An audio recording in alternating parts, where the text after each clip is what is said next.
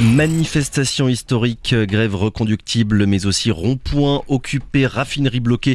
Les syndicats ont annoncé vouloir mettre le pays partout en France à l'arrêt aujourd'hui, à quelques jours d'une probable adoption de la réforme au Sénat. Cette 6e journée de mobilisation est d'ores et déjà suivie ici en Guyane. Les 8 syndicats qui composent l'intersyndicale ont annoncé hier vouloir monter d'un cran pour engager un rapport de force avec le gouvernement et mise sur une mobilisation massive et soutenue de la part de la population. Pour en parler, le secrétaire général de l'UNSA Guyane, Christophe Madère, est notre invité ce matin. Bonjour. Bonjour, M. Zabit. Et merci d'avoir accepté notre invitation. Bienvenue sur Radio Pays, Christophe Madère. On va déjà commencer par faire un point sur la situation là ce matin pendant qu'on se parle. Où en sont les points de blocage pour l'instant ? Eh bien, nous avons commencé ce matin dès 4 heures par bloquer le grand port maritime à Degradé-Cannes. Donc, c'est le premier point de blocage, celui sur lequel nous allons nous appuyer pour ensuite multiplier cette action sur d'autres lieux. Voilà, donc il y aura d'autres lieux à 8 heures, notamment les syndicats de l'éducation ont appelé à manifester, à se mobiliser devant le rectorat à 8 heures. Et ensuite, d'autres mobilisations se feront. Il y a beaucoup de monde pour l'instant sur place au niveau du port. Écoutez, à 4 heures, nous avons démarré avec une équipe autour de 40-50 personnes.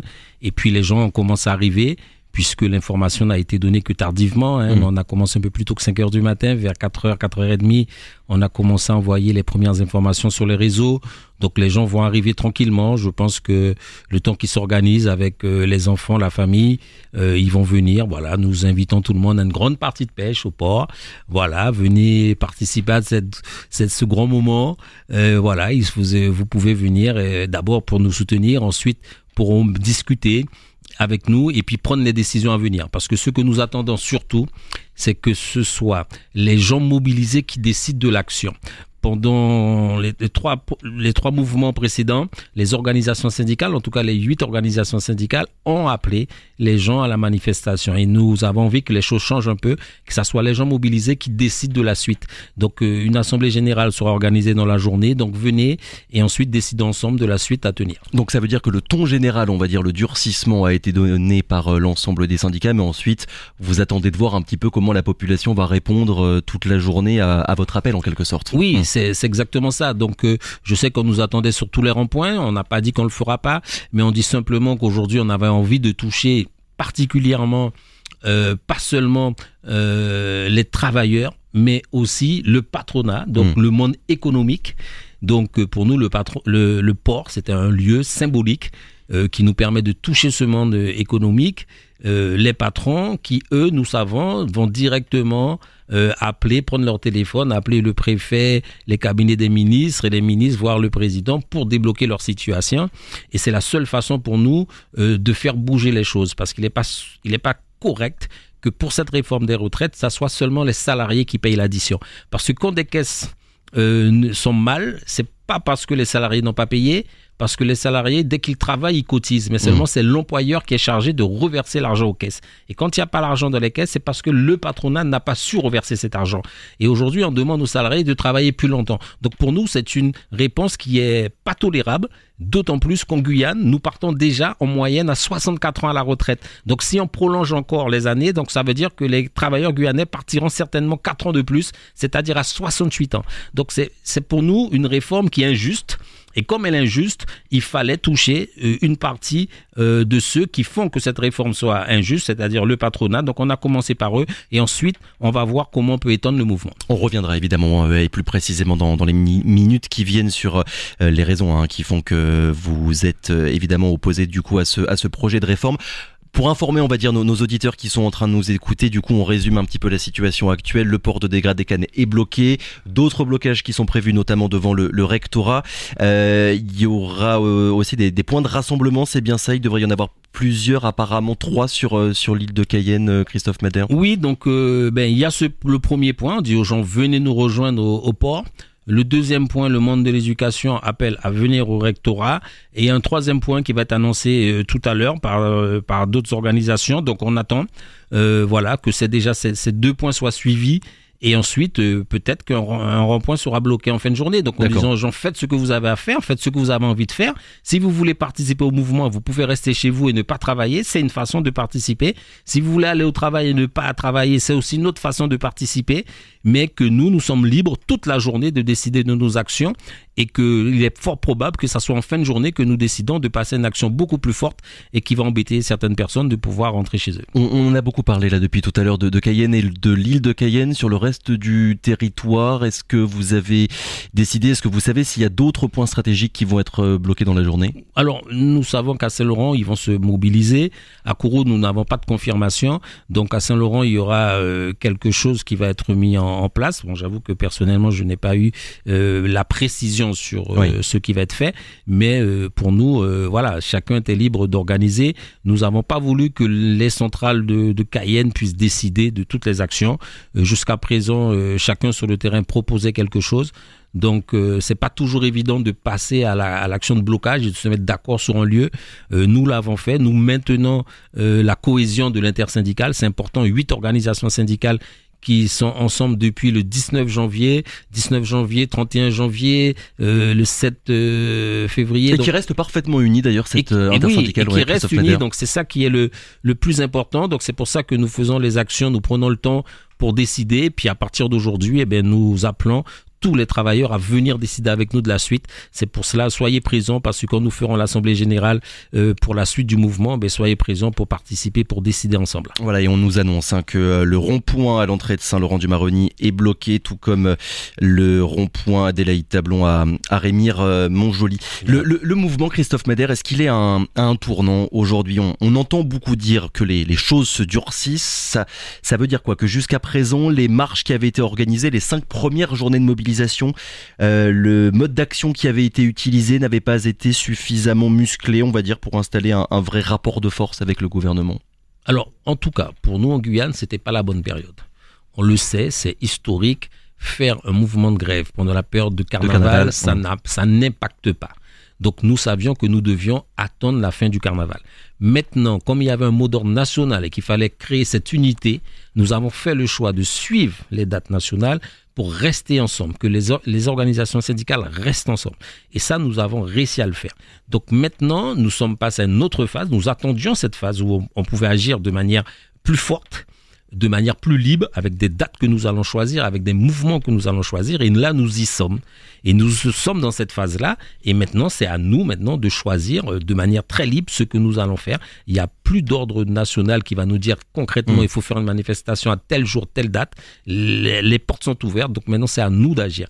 Alors, il est toujours très difficile dans un mouvement comme ça de prévoir à l'avance ce qui va se passer, mais surtout de savoir où on va y aller, parce que nos interlocuteurs ne sont pas en face de nous. Ils sont en face des organisations nationales. C'est-à-dire que nous, on n'a pas un ministre là avec qui on peut discuter, qui va nous appeler. Nous sommes juste là en train de mettre un point de situation sur la Guyane qui va être relayé par d'autres. Et là, le gouvernement en place va décider ou pas de la suite. Donc nous savons que la seule façon de faire bouger ce gouvernement sur la situation de Guyane, ce n'est pas d'embêter les salariés, mais d'embêter le patronat. Nous sommes très conscients de ce qu'il faut faire. Donc, nous allons le faire, pas parce que nous voulons le faire, parce que nous savons qu'il vaut mieux perdre 2 jours de travail maintenant pour s'assurer une retraite plus paisible plus tard. Et parce que nous sommes conscients de cela, que nous le faisons. Nous ne le faisons pas pour embêter les gens, mais nous disons très clairement qu'il n'est pas normal que l'on puisse travailler aussi tard et ne pas être sûr du montant de nos retraites de manière correcte, parce que la vie devient de plus en plus difficile. Voilà, en 20 ans, le niveau de vie que vous avez va évoluer. Donc, l'argent que vous pensez être utile pour pouvoir vivre aujourd'hui, au moment où vous aurez à la retraite, vous verrez que ça sera complètement insuffisant. Donc, ce n'est pas le moment de dire on va travailler plus longtemps et qu'on va avoir une retraite plus petite. Voilà, donc on a parfaitement compris le système qui est en place. Le système qui est en place, c'est de récupérer le mode de fonctionnement des retraites par répartition pour en faire, pour le mettre sur les marchés financiers comme le système américain. Et nous n'en voulons pas, parce que notre système fonctionne. Il fonctionnera tant qu'on mettra suffisamment de travailleurs, de personnes à travailler. Et en Guyane, le danger, c'est qu'aujourd'hui, il n'y a pas suffisamment de jeunes qui viennent travailler. Aujourd'hui, on se rend bien compte que le taux de chômage est important chez nous, donc il y a des choses à modifier. Comment faire travailler plus la jeunesse, comment éviter qu'ils se retrouvent à devoir s'expatrier dans l'Hexagone, et puis aussi, pas seulement s'expatrier pour travailler, mais s'expatrier, se retrouver pour beaucoup d'entre eux aujourd'hui dans les prisons, dans les geôles parisiennes. Moi, j'appelle ça les geôles parisiennes. Pour moi, c'est une sanction économique. Ça veut dire que nous n'avons pas pris conscience des difficultés économiques de ce pays et qu'il y a des points à modifier fortement en Guyane pour que les choses aillent mieux et pour que les retraites soient assurées. Est-ce que, Christophe Madère, on assiste durant cette mobilisation-là, en Guyane comme dans le reste de la France, mais peut-être encore plus ici en Guyane, à un clivage finalement? Vous avez parlé du patronat tout à l'heure et des salariés, un clivage entre les riches et les pauvres sur cette question-là, où on voit bien finalement que l'origine sociale des personnes qui se mobilisent joue énormément finalement dans la prise de décision de se déplacer dans les rues pour manifester. Mais moi, je pense qu'on y est. C'est-à-dire qu'aujourd'hui, ceux qui font l'économie et qui veulent gagner de l'argent, ils ont le droit de le faire. Mais quand on pense qu'on peut gagner plus et laisser l'autre être dans cette situation sociale, économique, et que peu importe, c'est une erreur. Parce qu'aujourd'hui, on laisse développer dans ce territoire, on laisse développer des activités illégales qui emmènent de la violence. Alors, c'est pas la faute des patrons. Non, ça pour le coup, non. On est bien d'accord, mais on laisse faire. Et quand on laisse faire quelque chose comme ça, forcément, ça a des conséquences. Et ça a des conséquences chez les plus petits, mais ça aura des conséquences chez les plus gros. On a déjà vu des chefs d'entreprise se retrouver dans des situations embêtante. Moi, je connais un chef d'entreprise d'une grande surface qui a été tué une fois, un élu qui a été tué. On ne sait pas pourquoi les choses se passent comme ça. On se dit, mais pourquoi sur une Guyane où les gens disent qu'ils vivent bien, les choses se passent. Mais ça va encore se passer parce qu'on ne s'inquiète pas de la situation. On préfère dire, bon, moi, je gère mon domaine économique, ça se passe bien, j'assure la survie de mon entreprise, de ma famille pour des décennies, et puis les autres, ils n'avaient qu'à faire comme moi. Mais tout le monde ne peut pas être au même niveau. Mais il faut s'assurer que celui qui est juste en bas ne soit pas trop en bas et qu'il y ait une juste proportion. Et ça intéresse à la fois les patrons et les salariés. Alors nous, les organisations syndicales, nous en sommes conscients. On n'entend pas les organisations patronales le dire. On n'entend pas nos élus encore le dire. Donc c'est tout le monde qui doit se rendre compte que la situation ne va pas. Donc nous, organisations salariales, nous faisons notre part. Est-ce que vous appelez d'ailleurs, Christophe Madère, ce matin, les élus guyanais à prendre officiellement la parole et à prendre publiquement la parole pour se prononcer sur ce projet de réforme? Parce que nous avons vu, c'est vrai, les deux députés, David Riemann et Jean-Victor Castor, dans certains cortèges ici en Guyane, mis à part eux, il n'y a pas grand monde qui s'est prononcé. Mais c'est le paradoxe guyanais. C'est les seuls élus qui se prononcent sur la situation. Les maires, les élus de la CTG, personne, les sénateurs ne se prononce. Comme si c'était deux mondes différents. C'est-à-dire aujourd'hui, on s'intéresse au changement statutaire, peut-être à l'insécurité quand on est responsable d'une mairie, mais la question des retraites n'est pas une question politique en Guyane, alors que la question des retraites est une question politique au niveau national. Donc, je ne sais pas si ce sont les partis politiques ou nos dirigeants politiques qui sont complètement hors sujet, mais pour nous, c'est un regret. Alors, oui, nous les avons déjà conviés par un courrier à s'exprimer sur la situation et c'est l'occasion pour eux de le faire. Parce qu'on c'est vrai que dans le débat public au niveau national, les politiques, qu'ils soient pour ou contre, d'ailleurs, sont omniprésents et s'expriment quotidiennement.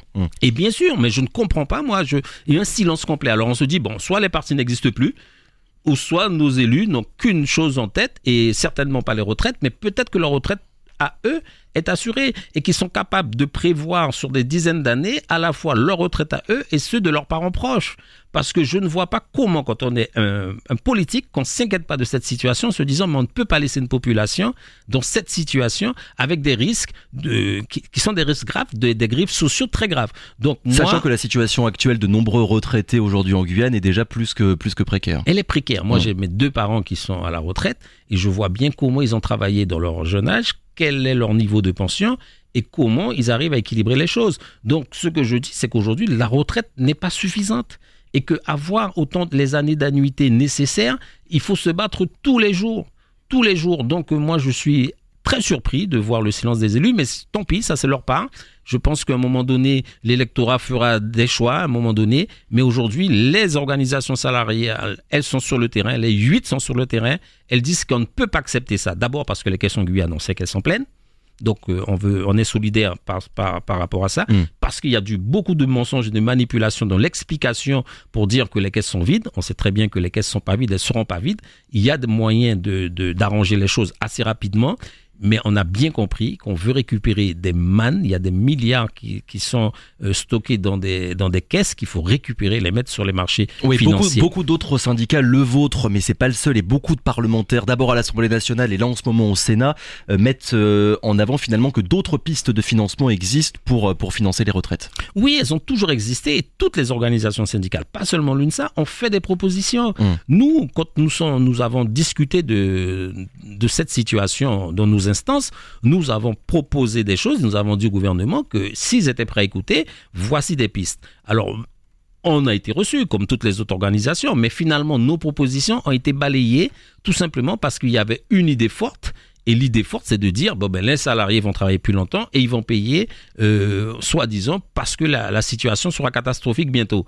La réalité, c'est qu'on a bien compris qu'on veut faire payer les salariés, qu'on ne veut pas faire payer le patronat. Et que si le gouvernement a refusé d'augmenter les cotisations patronales. Et si les cotisations on ne trouve pas les sous, c'est bien parce que les patrons n'ont pas reversé leur part. Il faut comprendre le système. Quand un salarié, il cotise, il ne va pas lui-même verser son argent. C'est le patron qui a cet argent, qui a pris sur le salaire du salarié et qui verse sa part et qui va verser à la caisse. Donc, s'il n'y a pas d'argent à la caisse, c'est bien parce que le patronal n'a pas fait son travail. Il faut dire les choses comme elles sont. Donc, aujourd'hui, on ne peut pas dire aux salariés, travaille plus. C'est pas de sa faute. La vraie bataille de ce conflit social, Christophe Madère, c'est la durée pour faire en sorte qu'il ne s'épuise pas petit à petit et que la population reste fortement mobilisée dans les semaines qui viennent. Oui, alors il y avait d'abord une bataille de communication. On savait qu'il fallait travailler sur la communication. Donc les organisations nationales ont choisi des dates par moment, de ne pas partir dans le dur tout de suite pour prendre le temps d'expliquer, d'expliquer aux travailleurs, d'expliquer aux jeunes travailleurs qui ne connaissent pas trop le système, comment les choses se passent, comment on organise, comment s'organiser les retraites, comment les cotisations sont faites et essayer de déconstruire la communication du gouvernement. Donc cette bataille, je pense que nous l'avons gagnée parce que entre le 1er janvier et le début mars, le nombre de Français qui sont contre la réforme a augmenté. On est toujours à 7 Français, au moins 7 Français sur 10 selon les derniers sondages. Voilà, donc ça veut dire que la communication syndicale a été bonne et que la communication gouvernementale a été très mauvaise. Bon, maintenant, une fois que c'est fait, maintenant il faut que cette réforme soit complètement abandonnée. On ne veut pas une loi mal fagotée, on veut que ça soit complètement abandonné. Donc pour nous, il faut durcir le mouvement pour que ce gouvernement lâche cette affaire. Maintenant, c'est vrai, on n'a pas affaire à des politiques qui ont l'habitude, qui ont un corps électoral de terrain. Il faut qu'on soit clair. C'est pas un gouvernement, notamment notre président, il n'a pas été député avant. Il est arrivé ministre et président de la République. Donc, l'électorat de proximité, il ne connaît pas. Les structures de proximité qui peuvent permettre à quelqu'un d'être élu, il ne connaît pas. Donc, il n'est pas attaché à devoir entendre ou satisfaire telle ou telle organisation. Il est dans sa logique et il va au bout de sa logique. Maintenant, nous savons que c'est compliqué quand on a affaire à quelqu'un qui n'est pas un politicien traditionnel. Il dit que les organisations syndicales sont là et doivent être respectées parce que la loi le dit, mais en même temps, il n'écoute pas. Oui, dans les faits, on voit bien que la discussion entre les syndicats et le gouvernement est particulièrement compliquée. Dernière question, Christophe Madère, cette mobilisation contre la réforme des retraites, évidemment, on ne sait pas jusqu'où elle ira et si elle parviendra à faire reculer le gouvernement, mais on constate déjà depuis ces dernières semaines que les syndicats sont de retour, j'ai envie de dire, dans le débat public, dans la conduite d'une contestation qui s'inscrit dans la durée au niveau national, mais aussi en Guyane. On avait pris l'habitude finalement de plus voir des collectifs de citoyens. Je pense évidemment à Trop Violence. Les syndicats étaient un petit peu en retrait depuis ces dernières années. On a vu notamment chez la CGT, la CFDT, une hausse des adhésions pour leurs organisations syndicales. Est-ce que finalement cette mobilisation-là, la chose qui est déjà réussie, eh bien c'est le retour en quelque sorte des syndicats, Christophe Madère? Ah oui, moi je partage complètement cette analyse. Aujourd'hui, il est clair que les organisations syndicales sont plus visibles. Nos téléphones sonnent beaucoup plus. Les gens recommencent à faire appel aux organisations syndicales quand ils ont une difficulté dans l'entreprise et même en dehors de l'entreprise. Donc ça veut dire qu'effectivement, ça nous a permis d'être mis en lumière par rapport à une situation qui existe en Guyane depuis en tout cas 2017, une association qui travaille énormément sur le terrain, Trop Violence, à qui on appelle pour n'importe quel problème, eh bien on fait appel à eux. Alors si on faisait appel à eux, c'est tout simplement parce qu'il y avait un vide. Et ce vide est en train d'être comblé ou que les gens recommencent à appeler les organisations syndicales parce qu'ils se disent, finalement, le système fonctionne aussi comme ça. On est présent dans certaines structures et Trop Violence n'est pas présent. Donc, ils se rendent compte que quand ils veulent être défendus dans certains domaines, ils sont obligés de passer par les organisations syndicales. Donc, c'est très positif pour nous. Et que cette mobilisation, finalement, c'est aussi l'occasion de faire de la pédagogie sur le syndicalisme et sur la défense de ses droits dans le monde du travail. C'est une des raisons pour laquelle on dit aux gens, venez à notre rencontre aujourd'hui, venez discuter avec nous, venez en apprendre plus sur les retraites, venez en apprendre plus sur les organisations syndicales, et tant mieux. Mais nous sommes déterminés à rester unis. Nous envisageons déjà l'après de ce mouvement, à partir du 1er mai, des choses que nous ferons encore ensemble, parce qu'il est important que dans la structuration de cette Guyane qui se dessine, que les organisations syndicales reprennent leur place et puissent accompagner le monde salarial, accompagner les petites personnes de ce pays, parce qu'il se passe des choses où nous ne pouvons plus rester insensible et de côté. Il faut absolument que tout le monde puisse agir dans ce sens. Merci beaucoup Christophe Madère d'avoir été avec nous ce matin et d'être venu, parce que je sais que ça n'a pas été facile de prendre cette décision et de quitter le point de blocage. C'était pas simple parce que je me suis dit, si je pars et que j'arrive plus à revenir, il y a déjà en espérant que vous arriverez à arriver avec mon gilet, on me laissera passer. À bon port. Merci encore Christophe Madère. Très bonne journée à vous.